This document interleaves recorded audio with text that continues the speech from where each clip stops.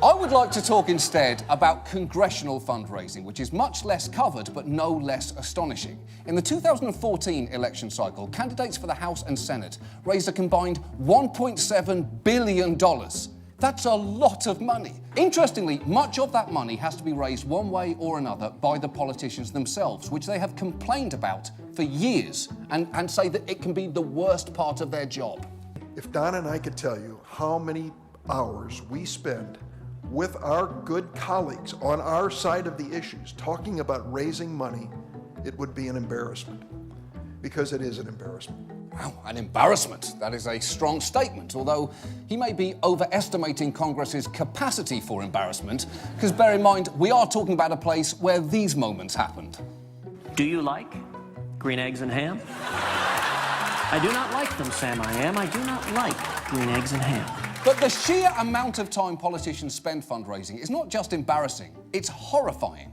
Some say that members can spend anywhere from 25 to 50% of their time on it. But former Senate Majority Leader Tom Daschle once guessed that in the 2 years before an election, senators can spend 2/3 of their time raising money. Washington is like Rod Stewart's haircut. Party in the front, party in the back. Frankly, too much party and no business anywhere to be found. Many members of Congress will even stage fundraisers at pop concerts. We have over 10 Republicans, 5 Democrats, 3 PACs, all raising money off this Taylor Swift concert. Tickets going into thousands upon thousands of dollars. Some of these members we spoke to, specifically Representative Byer of Virginia, who's having a fundraiser. He goes, his daughter turned him on to Taylor Swift. He likes her feminist lyrics, and that is why they're moving forward. It's true. Representative Don Byer held a fundraiser at a Taylor Swift concert. And I don't know about you, but this man is not feeling 22.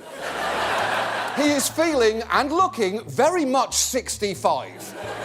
But amazingly, all of this is glamorous compared to the hours and hours that politicians spent fundraising over the phone.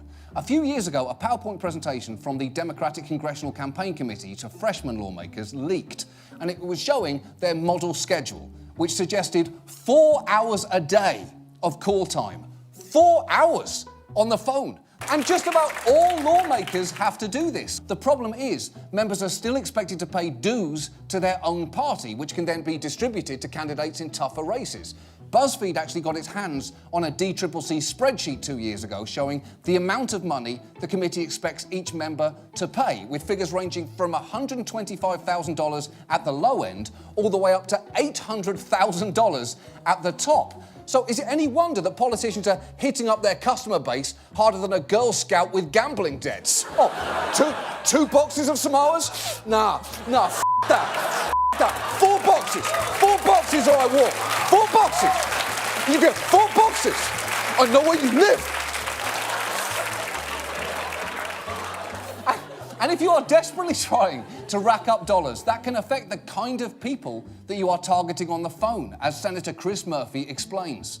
For a Senate race, I'm not calling anybody who doesn't have the chance of giving me at least $1,000. So you got to imagine that the people I'm calling, are folks that are, making $500,000 to $1 million.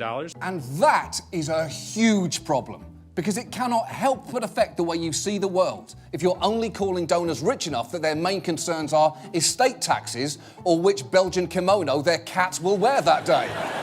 That's a good choice, though. But to be fair, direct fundraising by candidates is just one part of a system that also includes super PACs and so-called dark money. Although, to be even fairer, it is still the largest part.